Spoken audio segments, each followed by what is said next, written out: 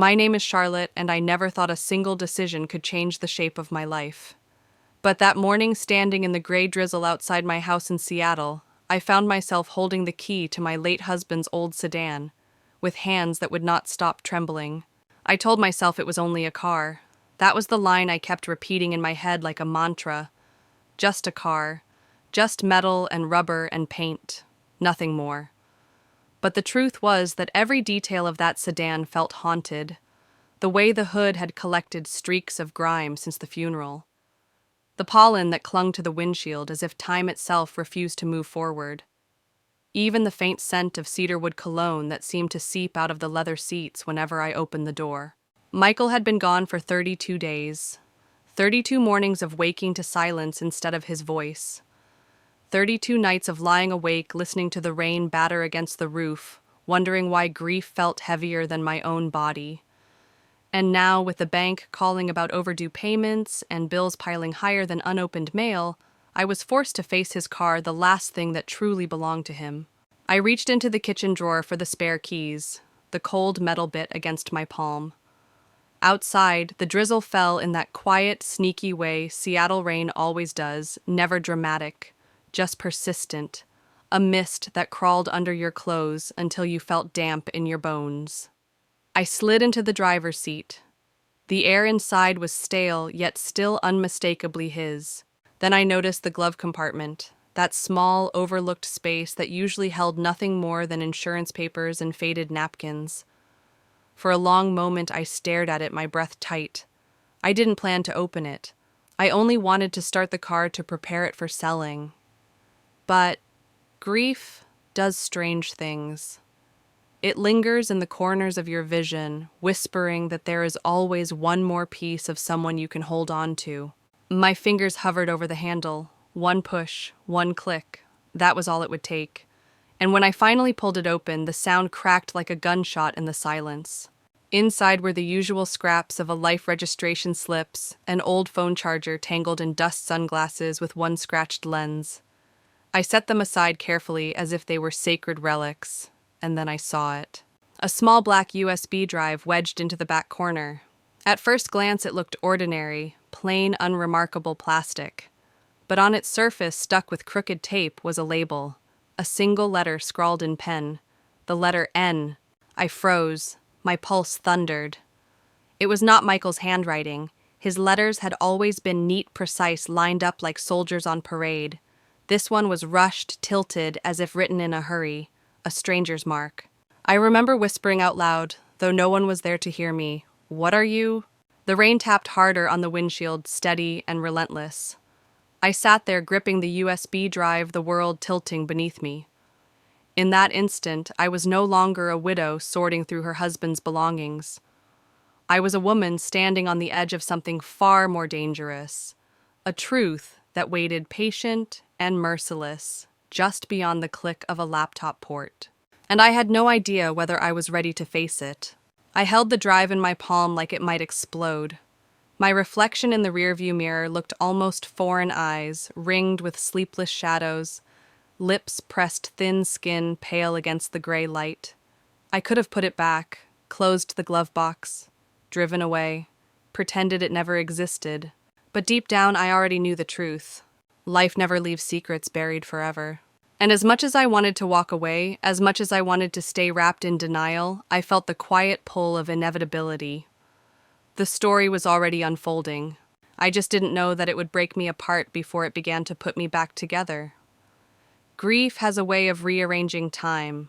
32 days felt like 32 years. Every morning since Michael's death, I woke up inside a house that did not feel like mine anymore. The walls were the same, the furniture, the same, even the framed photo from our last summer at Cannon Beach sat in its usual place by the kitchen window. But everything was off balance. His absence was not just silence, it was an echo that filled every corner. Seattle's sky seemed determined to mirror my mood. The clouds hung low, heavy painted in wet shades of gray. The rain never stopped, not completely. Some days it poured. Other days like today, it settled into a mist that clung to the air and turned the city into a watercolor left out in the weather too long. Michael had died without warning. One phone call from the hospital aneurysm.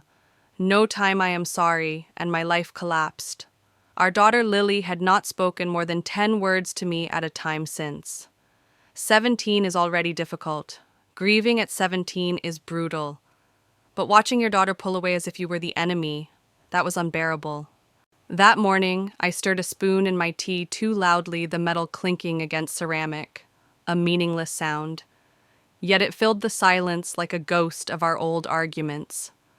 Michael used to tease me about little things like that, tapping the rim of his cup, shaking his head, smiling anyway. Now, even that annoyance felt precious. Upstairs, Lily's bedroom door had slammed shut earlier. I had called out that breakfast was ready, knowing she would not answer. She had mastered the art of mutinous silence, not as absence, but as punishment. And I could not even blame her. She had lost her father, her anchor. And what was left mother who seemed too broken to hold her. I looked out the kitchen window. The sedan sat at the far end of the driveway, its surface streaked with grime pollen speckling the hood. Michael used to polish that car every Sunday until it gleamed. He believed a man's car said everything about him. I had never cared about that. To me, it was just a machine. But that morning, it represented survival. If I sold it, maybe I could pay the gas bill. Maybe the bank would stop calling every other day.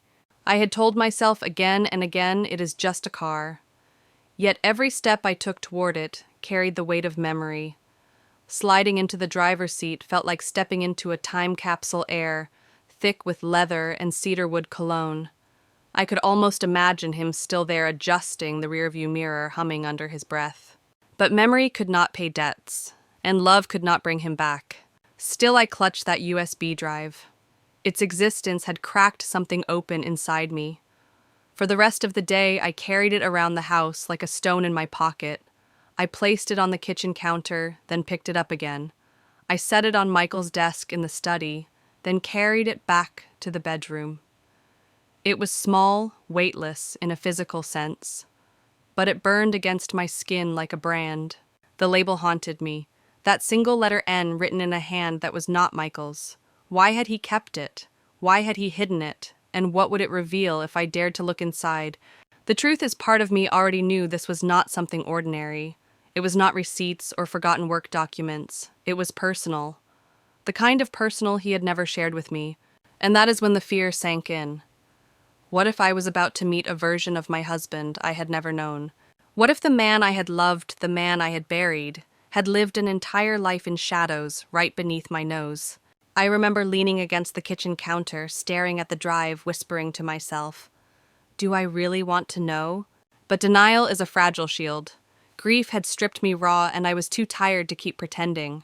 I thought about Lily, about how she had already shut me out, about how fragile our bond had become.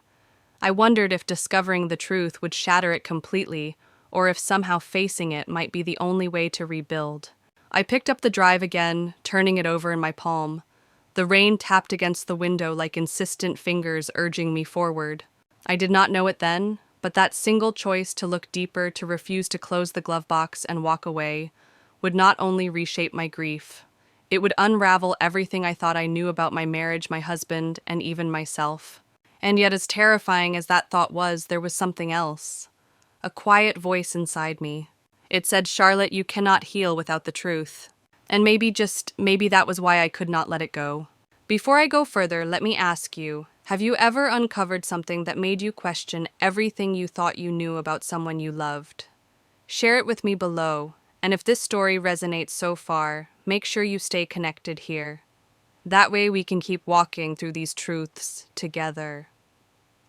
The moment finally came when curiosity outweighed fear.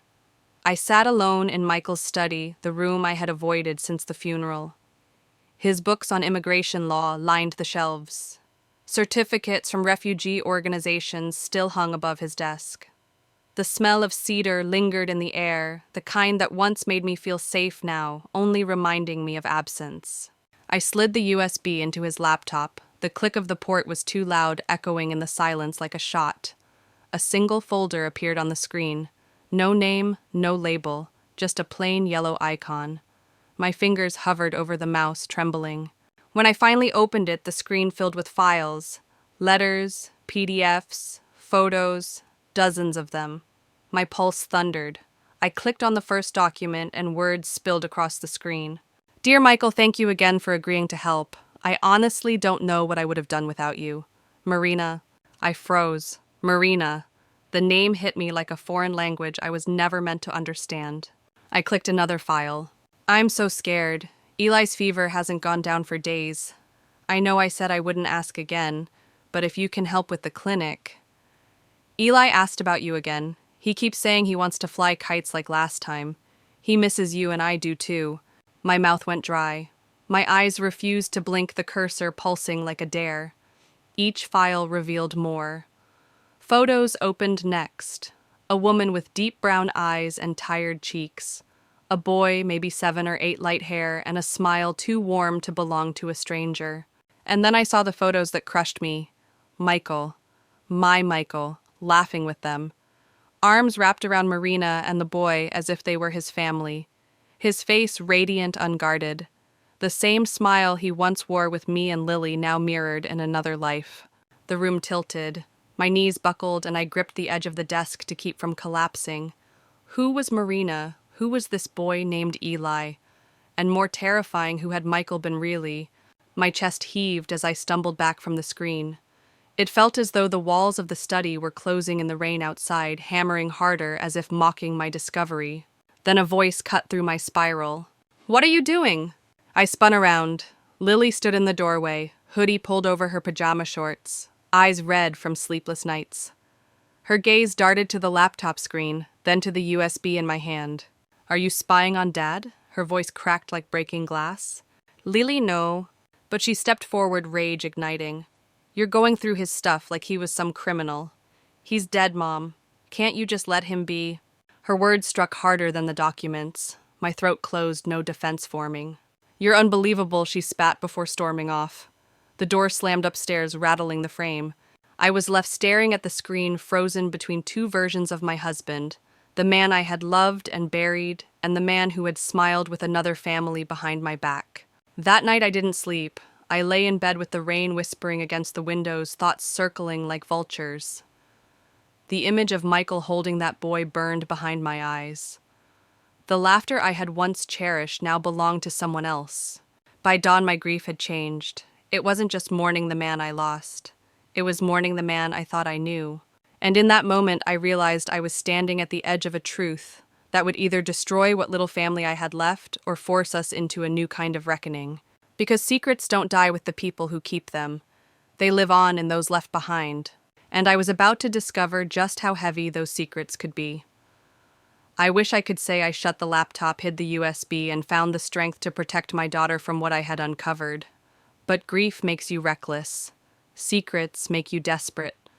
And so when Lily confronted me in that study, it was the beginning of a fracture neither of us was prepared for.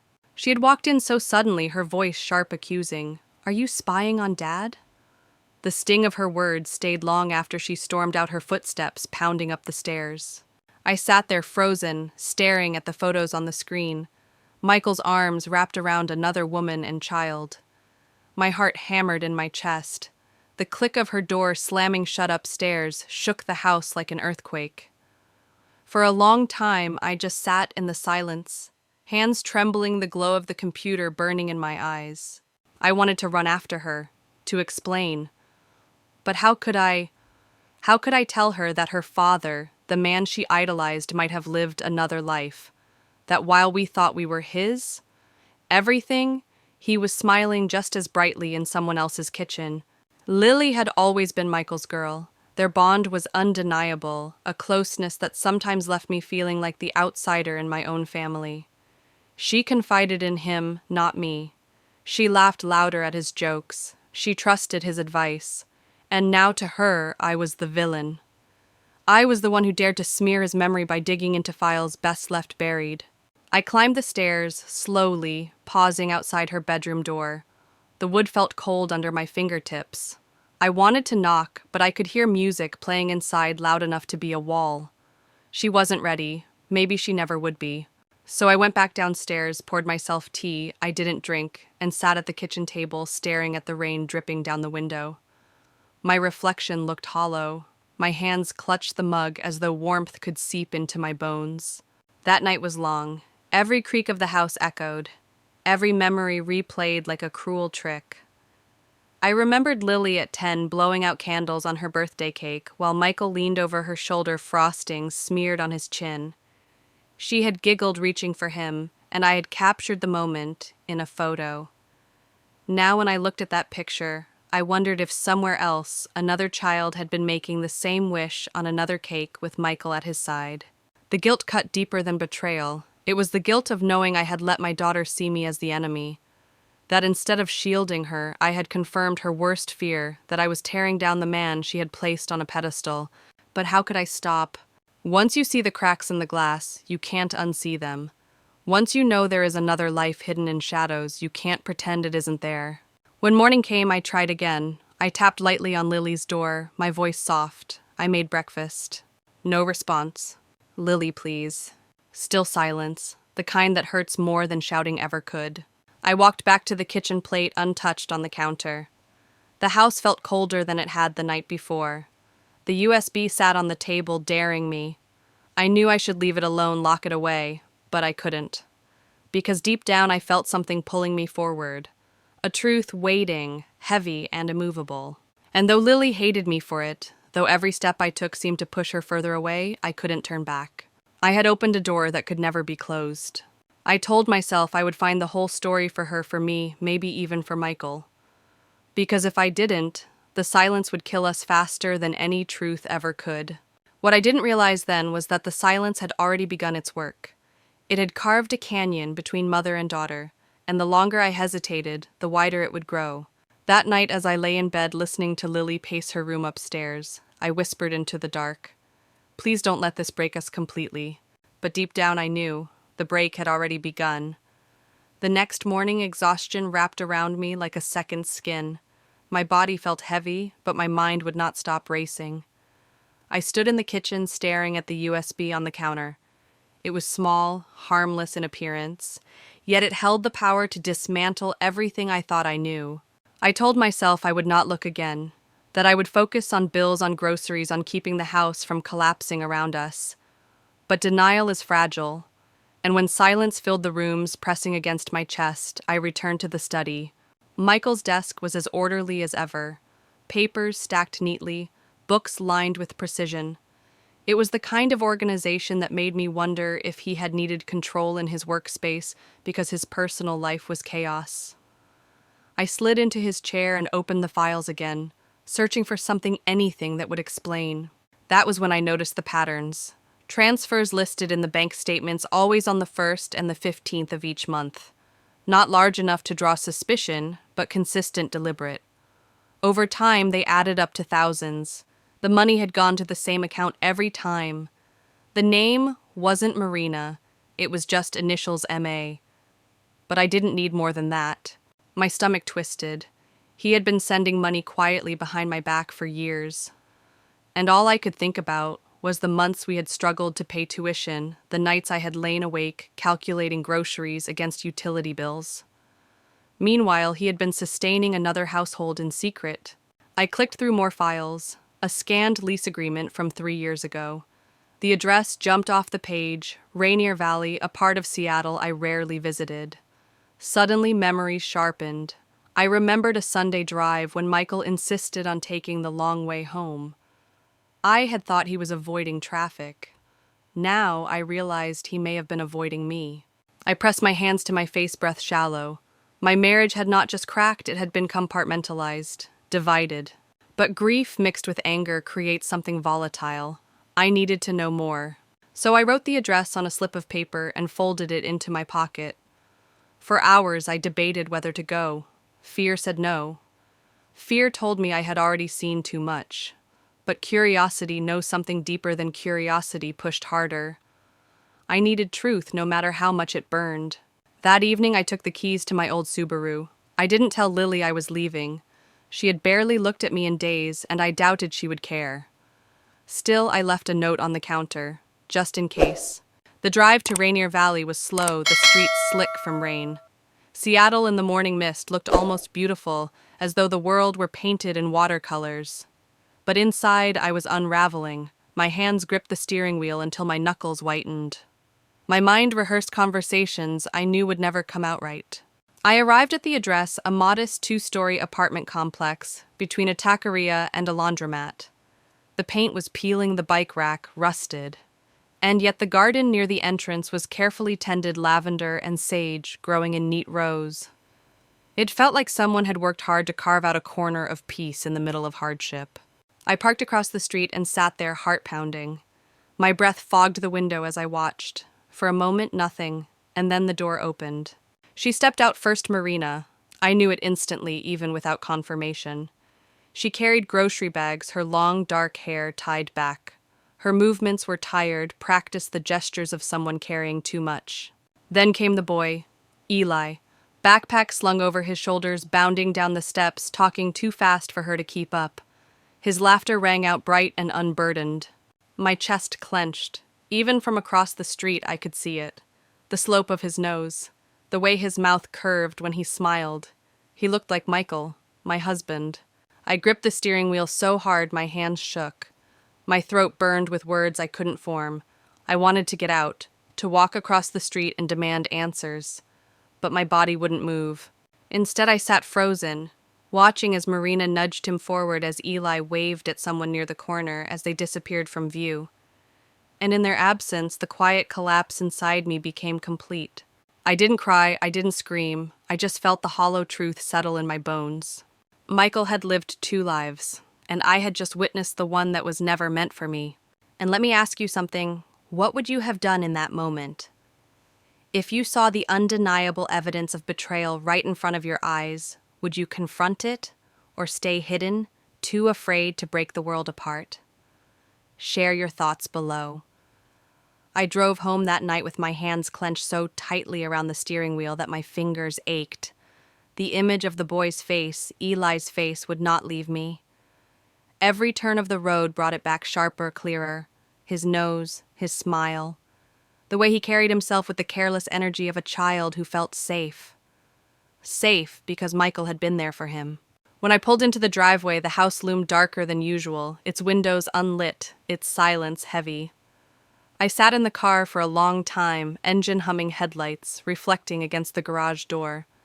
I thought about walking across the street earlier, about confronting Marina. I thought about demanding the truth, but I had not moved. My courage had frozen. Instead, I had watched them disappear, leaving me with nothing but the echo of my own heartbeat. Inside the kitchen still smelled faintly of tea from that morning. The note I had left for Lily sat untouched on the counter. Her door was closed upstairs as always. I could hear faint music pulsing from behind it. I didn't knock. I didn't want to fight again. I simply placed my keys on the counter and sat at the table staring at nothing. That night I didn't sleep. I tossed and turned, listening to the rain tick against the windows. I tried to remember Michael as he had been with us. The man who taught Lily to ride her bike in the park.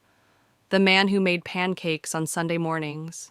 The man who once pressed his forehead against mine and promised no secrets. But every memory now carried a shadow.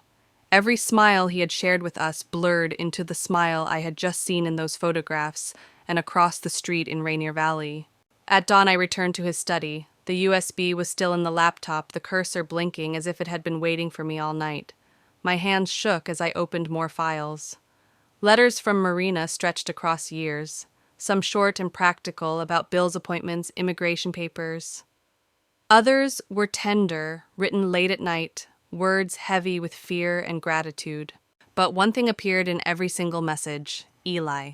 He was sick often, it seemed. Fevers, hospital visits, the uncertainty of a fragile child's health. And there was Michael always in the background, always sending money, always providing. I closed the documents and leaned back in the chair, pressing my palms over my eyes. My chest tightened until breathing felt like punishment. He had been living this parallel life, not out of malice, but out of fear. Fear of losing me.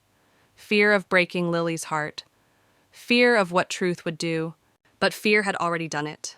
When I left the study, Lily was standing at the bottom of the stairs. Her hair was messy, her hoodie zipped up to her chin. Her eyes were swollen, her face pale. She had been crying. I read everything she whispered. The USB was in her hand. My blood ran cold. "You found it in Dad's car, didn't you? The pictures, the letters, all of it." I nodded slowly. I didn't go looking, Lily.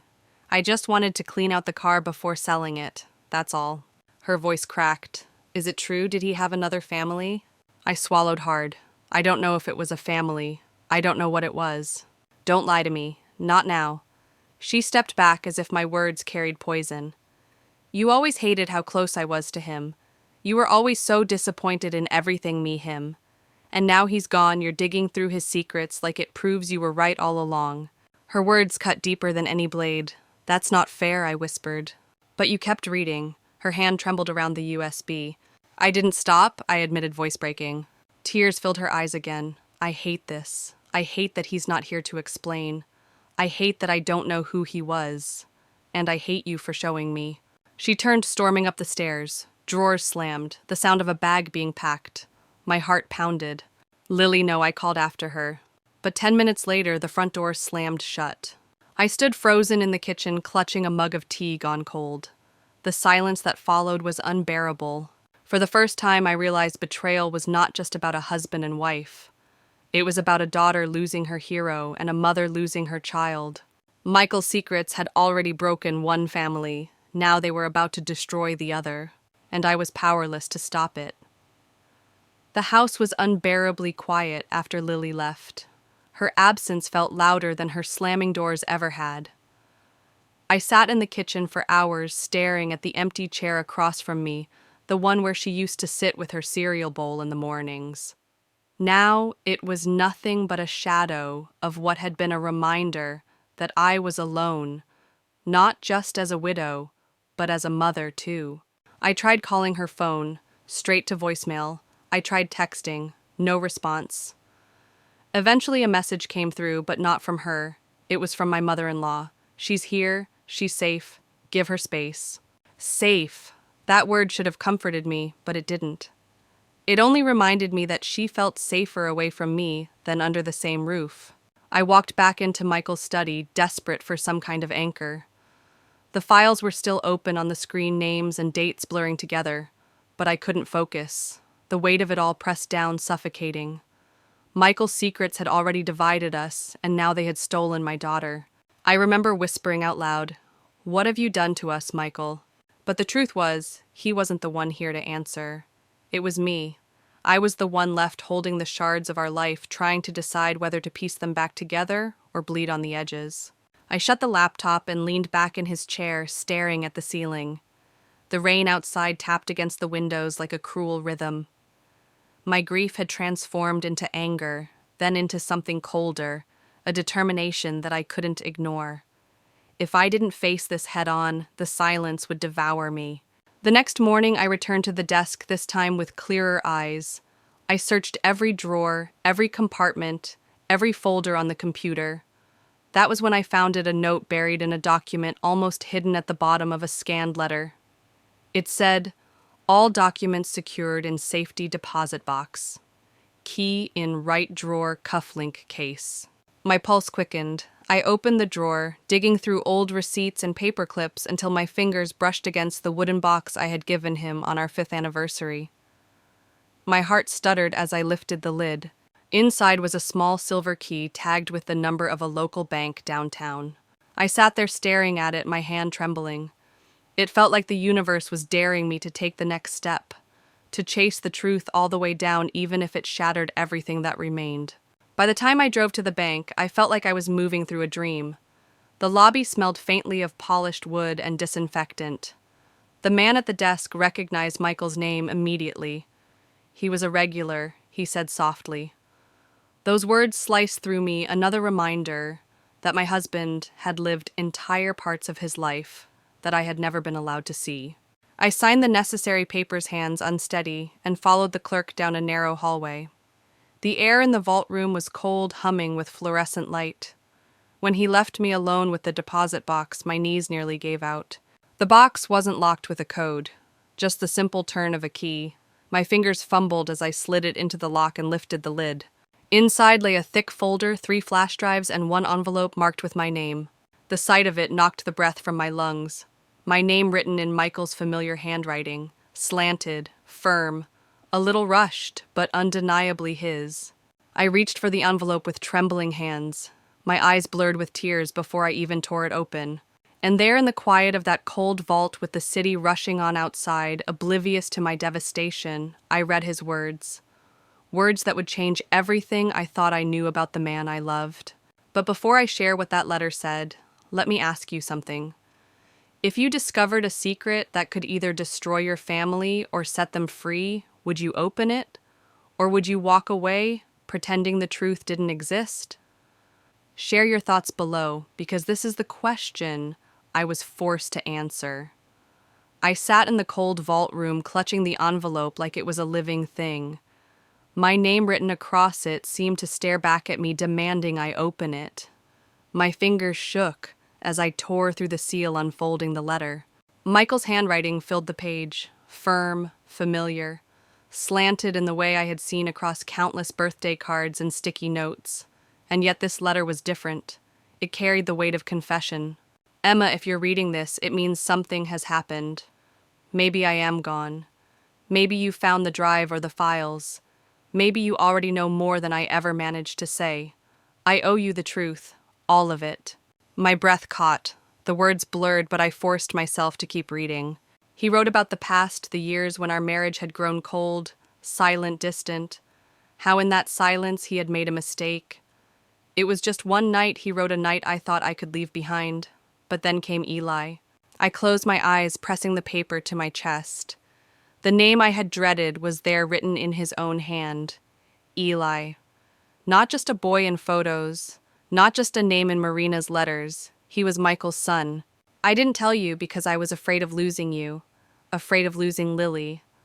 I told myself I was protecting our family, but I was really protecting myself. And when Marina came back desperate, Eli sick, and facing deportation, I couldn't turn them away. I helped with papers, medical bills, money quietly, regularly. I know I should have told you. I know this is too much to ask. But if you can find a way to forgive me, please, please look after them. Eli did not ask for any of this. Protect Lily. Protect her above all else. Tears blurred the ink, my body trembling with every line. For the first time in weeks, I didn't just feel betrayed. I felt the weight of his fear, his shame, his cowardice, and his desperate love for all of us, twisted, broken, but undeniable. I sat back in the chair, the hum of the fluorescent lights filling the silence. The folder in the deposit box remained unopened, heavy with documents, contact logs, medical records, financial transfers, proof of everything he had confessed. But I couldn't bring myself to open it yet. I pressed the letter against my heart and whispered, "Why didn't you trust me?" The walls offered no answer. When I finally left the bank, the city outside seemed to move in another rhythm. People bustled by with umbrellas, talking into phones, rushing to meetings. Life moved forward, indifferent to the fact that mine had just split in two. I sat in my car for a long time, watching the rain streak down the windshield. The silver key rested on the seat beside me, no longer just metal, but a symbol of the life Michael had hidden. When I returned home, the house was emptier than before. Lily was still gone. Her absence pressed against me like another layer of grief. I walked through the rooms, letter clutched in my hand, the walls seeming to lean in as if waiting for me to crumble. That night, I read the letter again and again until I could recite it. Every word was etched into me, both wound and balm. Michael had lived in fear, had lied, had betrayed. But in his final words, he had left me with a choice not just to survive, but to decide what came next. I realized then that this secret was not just his burden anymore. It was mine. And no matter how much it hurt, I would have to carry it into the light. Because truth does not stay hidden. It waits patient until someone is willing to face it. And I knew with trembling certainty that someone had to be me. I stayed awake that night with Michael's letter spread out on the table in front of me. The words replayed in my head like a song I couldn't turn off. It was just one night. And then came Eli. The simplicity of that sentence was a knife. Years of silence, of betrayal, of living in two worlds reduced to a single night he could not undo. I told myself to put the letter away to rest, to give my mind a break. But grief doesn't let you rest, and secrets don't stay quiet. So I reached for the folder inside the deposit box, the one I had left unopened at the bank. I laid it across the table, forcing myself to peel back each page. The first was a petition. Michael had filed paperwork to help Marina apply for legal residency. His signature was there, neat and deliberate, the same hand that had signed our mortgage Lily's school forms, every official piece of our shared life. Seeing it attached to another woman's future felt like a betrayal twice over. The next document stopped me cold: Eli's birth certificate. My husband's name sat there in black ink, listed as the father. No denials, no ambiguity, the truth undeniable and permanent. I pressed my forehead into my hands, fighting back a sob that clawed up my throat. It wasn't just that he had lied, it was that he had left me to discover it this way, through files and confessions written too late. Then came the financial records, pages of transfers, small amounts that had seemed insignificant on their own. Together they told a story of years of quiet support, rent, medical bills, school fees. He had not just been a ghost in their lives, he had been a provider, a presence even if hidden. I shoved the folder away, the papers scattering across the table. My chest heaved and I whispered into the empty house, "Who were you, Michael? Who did I marry?" But even through the anger, something else crept in: an image of Eli's smile in the photos. The way he had clung to Marina in her letters, the way he had asked about kites, about moments with Michael. He was not the villain of this story, he was a child. An innocent boy, born into a mess he never asked for. My anger shifted, confusing me. I wasn't just furious at Michael anymore. I was furious at myself for hesitating, for wanting to turn away, when I knew Eli deserved more than to live as a secret. Still, the ache of betrayal burned. Every time I thought about confronting Lily with the truth, I imagined her eyes, the way they had already hardened against me. She would never forgive me for pulling her deeper into this. The rain outside thickened, pounding against the roof. I found myself pacing the living room, Michael's letter still in my hand. His words echoed, "Protect Lily, protect Eli, whatever it takes." How could I protect them both when the truth had already broken everything? I looked at my reflection in the window, blurred by raindrops. I saw not just a widow, not just a mother. I saw someone standing on the edge of a decision that would define the rest of her life. Do I honor his final wish? Do I reach out to Marina and Eli, stepping into a story I never asked for? Or do I guard Lily, keeping her safe in ignorance, even if it meant living with lies? There was no easy answer, but I knew one thing: silence had already destroyed us. Denial had already taken Michael to an early grave. If I wanted to salvage even a fragment of family, I would have to face the truth, not later, not someday, now. Tell me this: if you were in my shoes, would you reach out to them, or would you walk away? Would you choose to honor a man who betrayed you, or would you bury his secrets with him? Leave your thoughts, because this is where the story begins to fracture into choices. The letter shook in my hands as I read the final lines over and over. Michael's words were etched with a desperation I had never seen from him in life. I know this is too much to ask, but if you can find a way to forgive me, please look after them. Not Marina. She is strong. But Eli. He is just a boy. Protect Lily, whatever it takes. I sat back in the chair, the weight of his plea pressing against me like a stone. Forgive him. Protect a child who was proof of his betrayal. Shield my daughter from a truth already tearing her apart.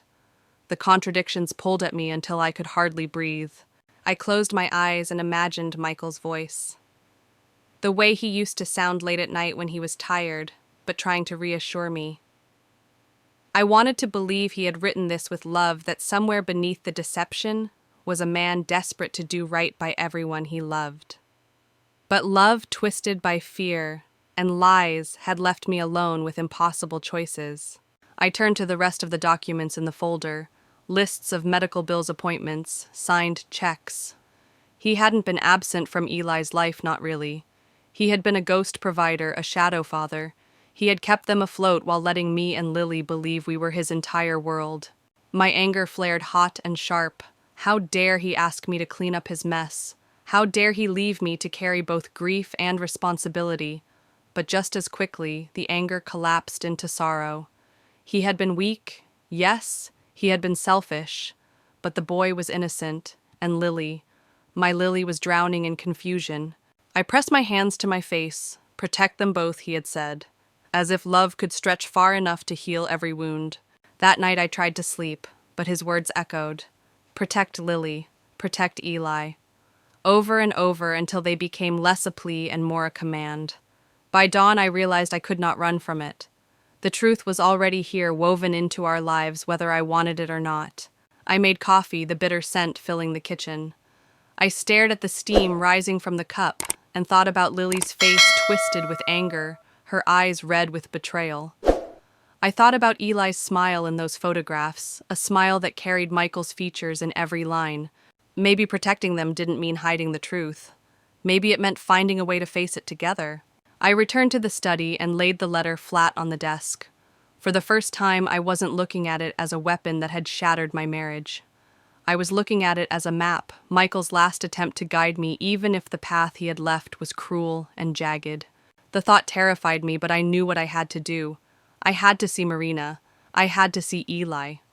Not as enemies, not as reminders of betrayal, but as people tied forever to the man I once loved. Because if I didn't face them, if I didn't try to understand, then Michael's secrets would keep consuming us.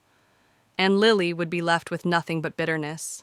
I folded the letter carefully and slipped it back into the envelope. My hands no longer trembled. For the first time since the funeral, I felt something other than grief. I felt resolve. Michael had begged me to protect both children. He had trusted me with that, even if he hadn't trusted me with the truth in life. And though it broke me, I could not turn away.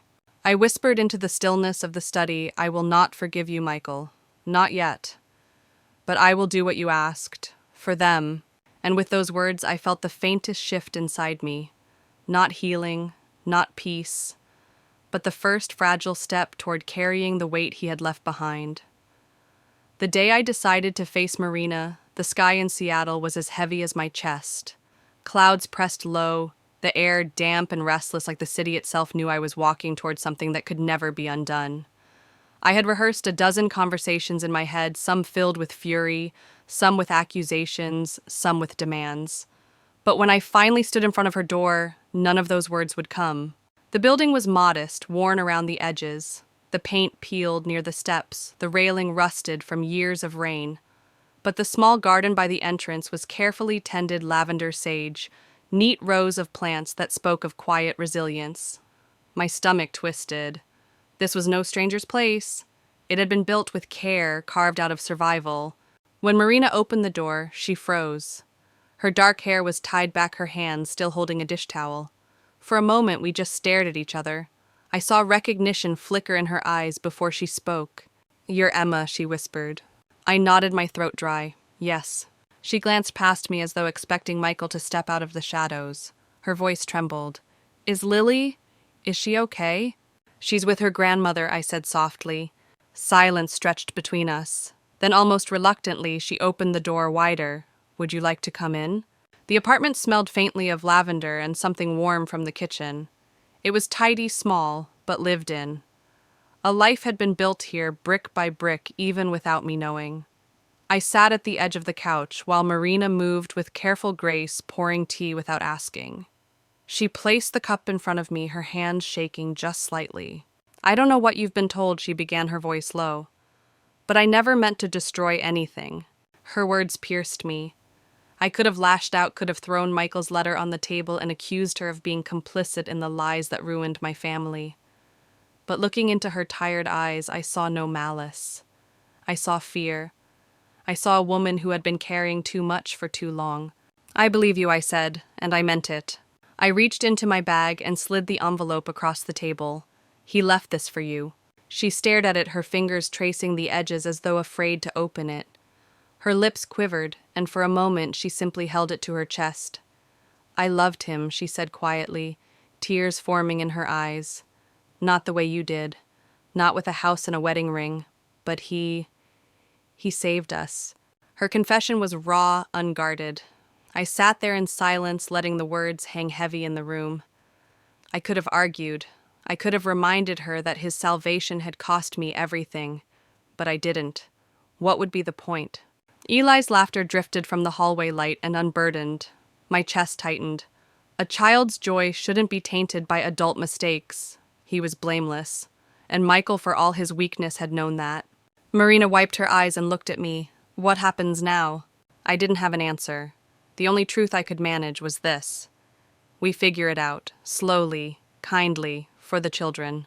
She blinked surprised. You don't have to do this. No, I whispered, but someone has to. For the first time since Michael's death, I felt something shift inside me.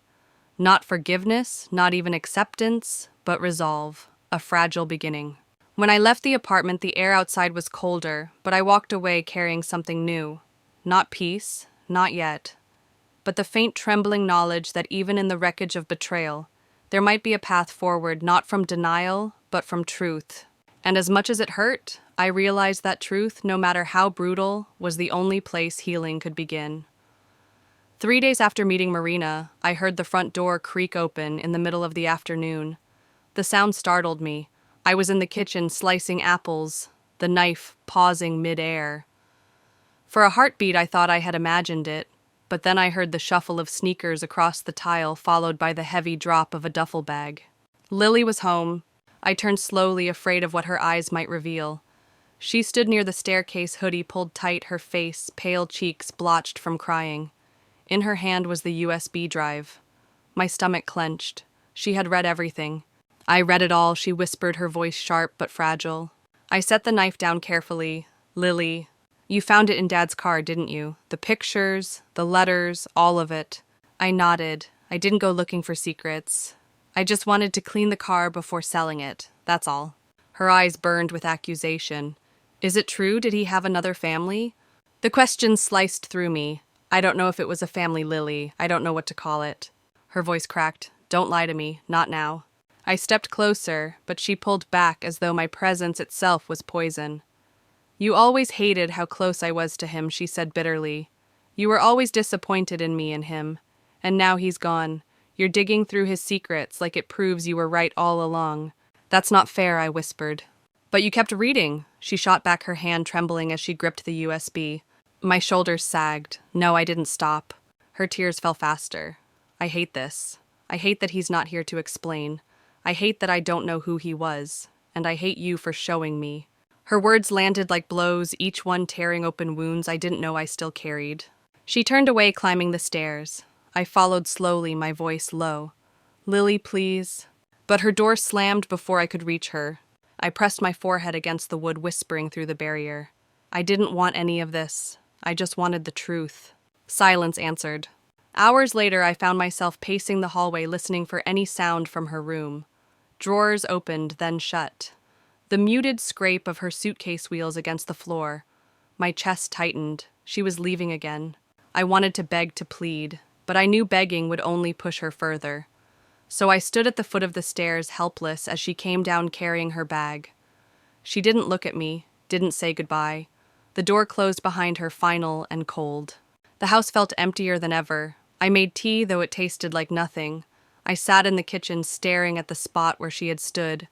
I wondered how many times a heart could break before it refused to hold anything at all. That night, unable to sleep, I returned to Michael's study. His desk remained immaculate, as though he might walk in any moment. But the silence there was heavier than anywhere else. I opened the folder again. My hands moved mechanically through the pages until I found the line I had almost overlooked before. All documents secured in safety deposit box. Key in right drawer, cufflink case. The clue pulsed in my mind. My chest ached, but I reached for the drawer. Buried beneath paper clips and receipts was the wooden cufflink case I had given him on our 5th anniversary. Inside was a silver key with a bank's logo etched into its tag. I held it tightly, as though gripping that key might tether me to something solid. But the truth was, I was terrified, because every locked door I opened only revealed another version of Michael, and I feared the next one might finally break me beyond repair. Before I continue, I want to ask you something. If you were standing where I stood with a key in your hand, knowing it could open the last of your spouse's secrets, would you use it, or would you walk away, choosing ignorance over heartbreak? Share your thoughts because this is where I could no longer turn back. The silver key burned in my palm as if it carried its own heat. I drove to the bank the next morning, my heart pounding with every mile. The clerk recognized Michael's name instantly. He was a familiar face. Here he said softly, almost with reverence. That simple acknowledgement twisted the knife deeper. My husband had lived an entire life behind a door I had never been allowed to open. The vault was cold, humming with fluorescent light. When the clerk left me alone, I slid the key into the lock. The lid lifted with a quiet creak, and there it was, a thick folder, 3 flash drives, and another envelope, this one marked for me. I unfolded the letter with shaking hands, Michael's handwriting spilling across the page like a wound. His words were confessions and pleas. He admitted everything Marina, the single night that spiraled into years of secrecy, Eli's birth, the quiet stream of money. But his final request was simple, desperate pleas, if nothing else, look after him. He did not ask for any of this. I read the letter again at home alone at the kitchen table. The house was silent, Lily still gone, her absence pressing like a bruise. I set the letter down and opened a blank page. If Michael had left his truth for me, then I would leave mine for Eli. The words came slowly at first, then in a flood. Dear Eli, you don't know me, not really. Maybe your mother has spoken my name. Maybe not. That's okay. I'm not writing to confuse you or to claim something from you. I'm writing because sometimes adults make choices that leave children holding questions they never asked to carry. I paused, my chest tightening. This was not about me. This was not about my betrayal. This was about a boy who had smiled in photographs with the same light that once belonged to Michael. My name is Charlotte. I was married to your father, Michael. I don't know what he told you. Maybe you believe he was too busy, that his absence was work. Or maybe you've always felt it and made peace with it. The truth is, he loved you quietly from a distance in the only broken way he thought he could. Tears blurred the page, but I kept writing. That was not enough. It wasn't fair to you. It wasn't fair to my daughter Lily either. But here is what you must know. Your existence is not a mistake. You are not someone's secret. You are a boy with a loud laugh and a curious mind. You are a boy who runs faster than your mother, can keep up with who asks questions most people don't have answers to. You are loved. You deserve every good thing. My hand trembled as I wrote the closing lines. One day, if you want to talk or ask questions or just sit with someone who knew your father differently, I'll be here. Not as a replacement, not to claim a title, but maybe as a bridge. Until then, be kind to your mother. She is braver than most. And be kind to yourself, especially when the world feels confusing. With warmth, Charlotte. I set the pen down and stared at the letter. My breath came in ragged waves, but my chest felt lighter, as if a dam had finally cracked.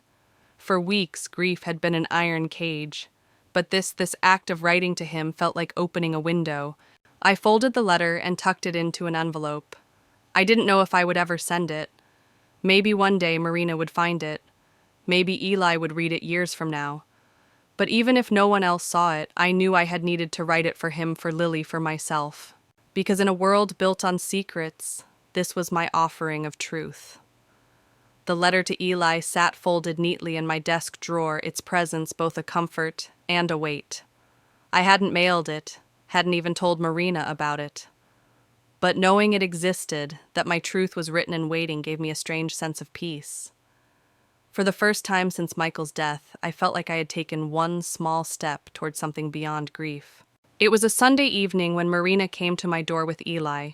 I had invited them, though my hands had trembled when I sent the message.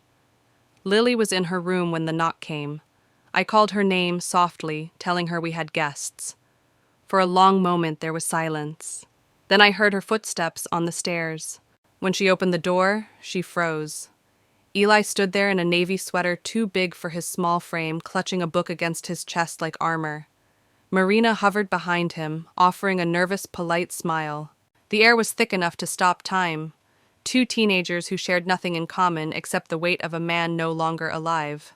"Hey," Lily said finally, her voice low, almost reluctant. "Hi," Eli replied, his grip tightening on the book. For a moment, neither moved. Then, to my quiet surprise, Lily stepped aside. "You coming in or what?" Eli hesitated, glanced at Marina, then stepped inside. Just like that, the invisible wall I had feared would always divide us cracked, even if only slightly. Dinner was simple. Spaghetti and garlic bread, the kind of meal I could cook without thought. We ate in silence at first. Marina and I sat at one end of the table, giving the kids space. Eli pushed food around his plate, barely eating. Lily glanced at him like she was studying a puzzle she wasn't sure she wanted to solve. Then unexpectedly, Eli spoke. "I like physics." His voice was quiet, but it carried. Lily's head snapped up. "That's my best subject." His eyes widened. "Really, you like space stuff? Black holes, time dilation, all that." For the first time in weeks, I saw light spark in her face. "Yeah, I kind of want to be an astrophysicist." Eli blinked, then smiled, small but genuine. "That's actually really cool." The shift was subtle, but it was enough. Their conversation grew steadier, punctuated with tentative laughter. Each word felt like a fragile thread weaving something new between them. From my seat, I watched quietly, my heart swelling and aching at once. Across from me, Marina caught my eye. Her smile was soft, tired, but hopeful. Without speaking, we both knew this was more than dinner. It was the first step toward creating something we never imagined, something our fractured families desperately needed. Afterward, the kids moved to the living room. Their voices drifted back to us, hesitant at first, then warmer. Marina and I washed the dishes side by side, the clatter of plates filling the silence between us. "You've raised a good girl," she said softly. I glanced at her, surprised. "So have you." We didn't need to say more. The acknowledgement was enough. Before they left, Eli turned to me, his small voice breaking the quiet. "Thank you for tonight. It was nice." I smiled, my throat tight. "You're welcome." He hesitated, then added, "Can I come again sometime?"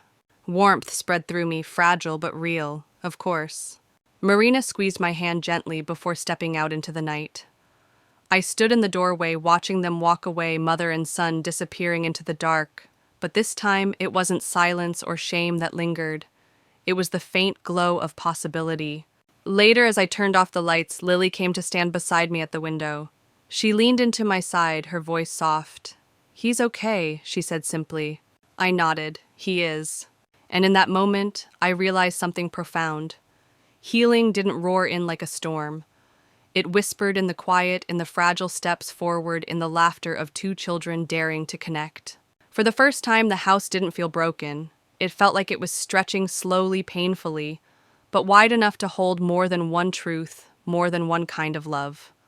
Weeks turned into months, and what began as a single awkward dinner slowly grew into something quieter, steadier.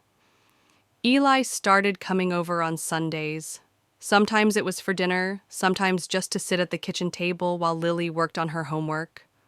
He would share stories from school, excitedly retelling a science experiment or a fact he had memorized about the universe. Once he brought over a wilted sunflower he had tried to grow on his windowsill. It was bent and fragile, but he held it with pride. "Next time I'll try basil," he said. Lily surprised us both by replying, "I'll help you." He looked at her with wide eyes as if he hadn't expected kindness.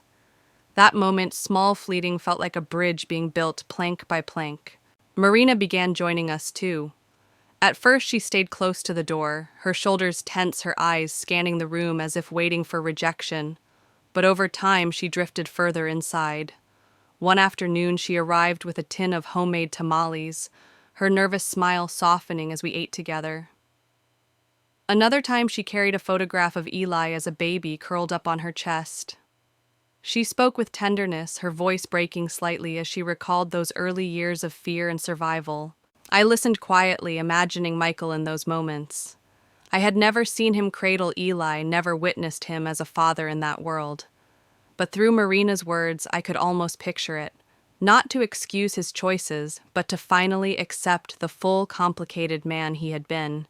Spring came, and with it a chance for something new. Lily and Eli decided to present a joint project at the local community fair. They built a model of the solar system, painting each planet by hand, rigging tiny LED lights to mimic orbit paths.